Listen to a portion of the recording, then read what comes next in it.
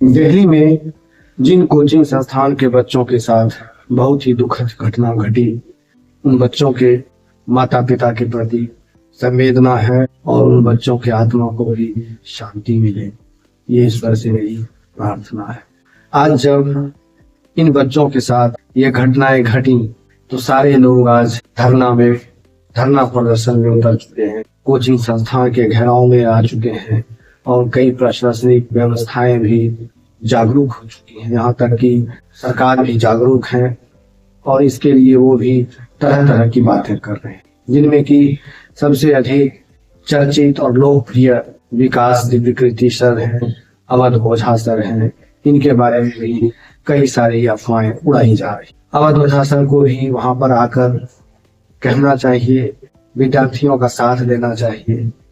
ये बातें भी जो विद्यार्थी कह रहे हैं सही है, पर इसकी क्या गारंटी है कि ये विद्यार्थी अवध ओझा सर के कोचिंग के ही है? इस पर किसी की नजर नहीं। वहां तो 3 बच्चों की मौत हो जाती है, उनके प्रति हर कोई संवेदना व्यक्त कर रहे हैं। कई लोग तो लाखों रुपए देने की भी बातें कर रहे हैं और कई लोग ऐसे छात्र हैं, उनके साथ टीचर भी मिले हुए हैं जो दिव्यकृति सर और अवध ओझा सर के बारे में रिमर उड़ा रहे हैं, इनको घेर रहे हैं, इनको ही दोषी मान रहे हैं, जैसे लगता है कि इनके संस्थान में ही घटनाएं घटी हो। यहाँ तक तो विकास दिव्यकृति सर जो कि स्पष्ट और सटीक बात रखते हैं, उन्होंने माफी भी मांग लिया है। इनका कहना है कि 16 ऐसी चीजें हैं जिन पर की गौर किया जाए। उन सारी 16 चीजों का ये हर रोज बिल्डिंग वाले से रिपोर्ट लेते हैं और उसे देखते, पर ये जो कोचिंग वालों के माध्यम से जो घटनाएं घटी, उनके लिए घटी किसी दूसरे कोचिंग में, पर उनके लिए भी विकास दिव्यकृति सर जो है वो माफी मांग रहे हैं। बिल्डिंग सेफ्टी नॉर्म्स के मामले में जितनी शिद्दत से हम कोशिश करते हैं, मुझे भरोसा है कि वैसी शिद्दत कहीं आपको नहीं मिलेगी। 16 पॉइंट्स उसमें लिखे हुए हैं, जिसमें एक लिखा हुआ है कि मैंने चेक कर लिया है कि सारे दरवाजे खुले हैं, फायर एग्जिट साफ है, उसमें कोई बाधा नहीं है, छत के दरवाजे खुले हुए हैं, कोई इमरजेंसी होने पर बच्चे बाहर निकल सकते हैं। वो सब 16 पॉइंट्स हैं उसमें, कि मैंने ये सारे 16 पॉइंट चेक कर लिए हैं, ये सारे ठीक हैं। अगर इसके बाद भी कोई दिक्कत आती है तो मैं इसके लिए जिम्मेदार हूँ। किसी भी स्थिति में किसी बच्चे या स्टाफ की जिंदगी से समझौता ना हो। हमारी नीयत ऐसी ही है। एक गलती हुई समझने में, मैं पूरे देश से, पूरे समाज से माफी मांगता हूँ कि हाँ वो गलती हुई, आगे वो गलती नहीं होगी। अब बात करते हैं कि ये सारे स्टूडेंट्स जो हैं, जो धरना प्रदर्शन कर रहे हैं, अवध ओझा सर के घर पर जाकर उनका घेराव कर रहे हैं, दिव्यकृति सर को जो है घेराव कर रहे हैं और उन्हें दोषी मान रहे हैं। अब यहाँ पर भी गुटबाजी शुरू हो चुकी, क्योंकि हमारे भारत देश के जितने भी नेशनल पार्टी हैं या क्षेत्रीय पार्टी है, राजनीतिक पार्टी, वो तो नाम ले लेकर बताते हैं कि उन्हें मैं अगले साल कुर्सी से उतार कर अपनी सरकार बनाऊं, पर यहाँ पर ये लोग कोई सरकार तो बनाने वाले हैं। इनको मौका मिला है क्योंकि सबसे ज्यादा लोकप्रिय और चर्चित टीचर बन चुके हैं अवध ओझा सर और दिव्यकृति सर, जिनको की बदनाम करने का यही एक मौका है। और इसके लिए वो सारे कोचिंग के टीचर भी हैं जो अपने बच्चों के साथ ये घेराव कर रहे हैं, जिनको इनसे खलता है, जिनका मार्केटिंग के सामने फीका पड़ रहा है। वो लोग चाहते हैं किसी तरह से इन्हें बदनाम किया जाए, इनकी कोचिंग संस्थान को बंद किया, पर ऐसा होने वाला है, क्योंकि हर कोई अपनी किस्मत और तकदीर से आगे बढ़ते हैं। आज दिव्यकृति सर को अगर कोई जान रहे हैं या अवध ओझा सर को कोई जान रहे हैं, यहाँ तक कि उन्हें कह रहे हैं कि वो पहले गैंगस्टर थे, उन्होंने खुद भी कबूल किया है वो गैंगस्टर थे, पर उन्हें इस मुकाम पर आना था, आपके बलबूते वो नहीं आए। आज यदि वो लोकप्रिय हैं तो इन्हीं विद्यार्थी की वजह से, जिनका इनके संस्थान में अच्छा रिजल्ट हुआ है। ये तो थी दिव्यकृति सर और अवध ओझा सर की बातें, जिनके पीछे इन 3 छात्रों की मौत की वजह से षड्यंत्र रचा, पर इसके अलावे भी कोचिंग के पीछे तो कई सारे काले धंधे हैं, जिनके बारे में ये विद्यार्थी उनका घेराव नहीं करते। सबसे पहली बात तो जहां पर चोट लगी हो मरहम वहां लगना। ये दिव्यकृति सर और अवध ओझा सर किसी सरकारी तंत्र से भी नहीं है जो इनके घर के घेराव किया जाता है। इसमें दोषी अगर है तो सरकार है। अगर सरकारें चाह ले तो ऐसी घटनाएं कभी नहीं घटे। हाँ, एक्सीडेंट हो सकता है, उस पर पूर्ण रूप से कंट्रोल नहीं किया जा सकता, पर इन घटनाओं में कहते हैं कि 2.5 लाख इनकी फीस होती है। ये कोचिंग वाले शिक्षा का व्यापार कर रहे हैं, चलिए इस बात को भी मैं मानता हूँ कि ये कोचिंग वाले शिक्षा का व्यापार कर रहे हैं, पर ये 2.5 लाख फी किस वजह से हुआ है? वहां पर रह रहे मकान मालिक जिनके मकान पर ये कोचिंग संस्थान चल रहा है वो फी कितना दे रहे हैं? अगर आप नगर के लिए ऑटो पकड़ेंगे तो वहां जितने में आप कहीं 100 रुपये में पहुंच सकते हैं वहां के लिए आपसे 200 रुपये चार्ज किया जाएगा।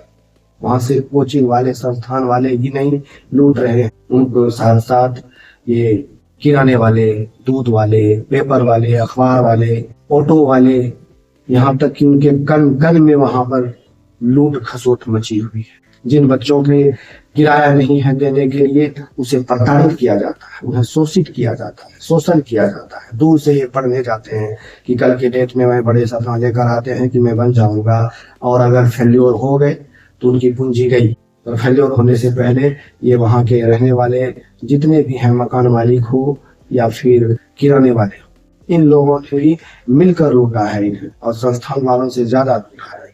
उन पर किसी की नजर नहीं जाती।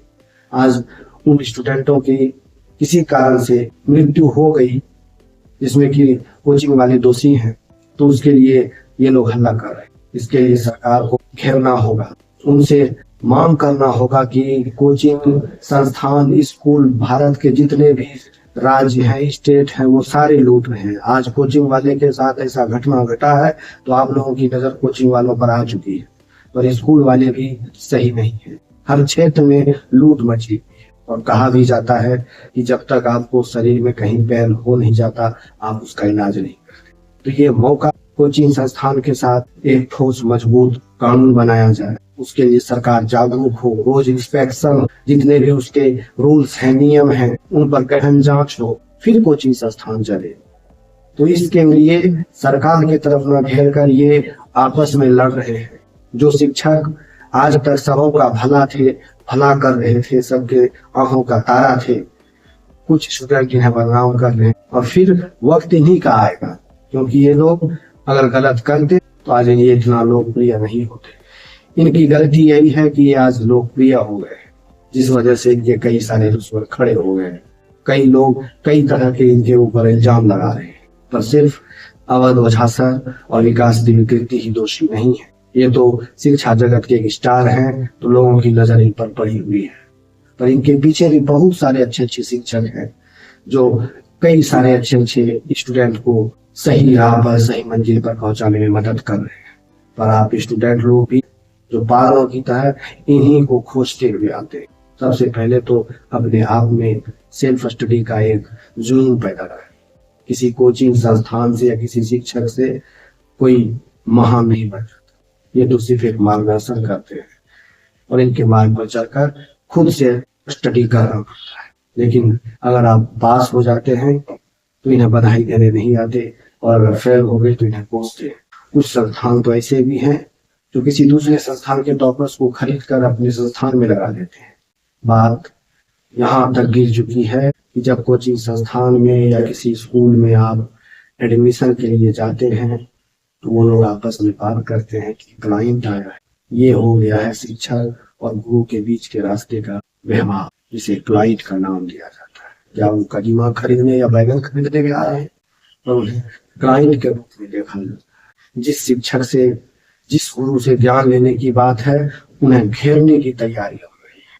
मतलब एक राजनीतिक स्टंट कर रहे हैं, और इसमें कहीं ना कहीं इनके जितने विरोधी हैं वही लोग इन्हें टारगेट कर रहे हैं, जबकि टारगेट सरकार को करना चाहिए, उनसे गुहार लगानी चाहिए, उनको घेरना चाहिए कि इसके लिए कोई ठोस मजबूत कदम उठाया जाए। हर रोज इंस्पेक्शन, किसी संस्थान में अगर कोई कमियां हो तो उसे तुरंत दूर किया जाए या तत्काल उसे बंद किया जाए। तो ऐसा नहीं करेंगे। जितने भी चर्चित लोकप्रिय शिक्षक हैं, टीचर हैं, बस बदनाम करने में लगे हुए।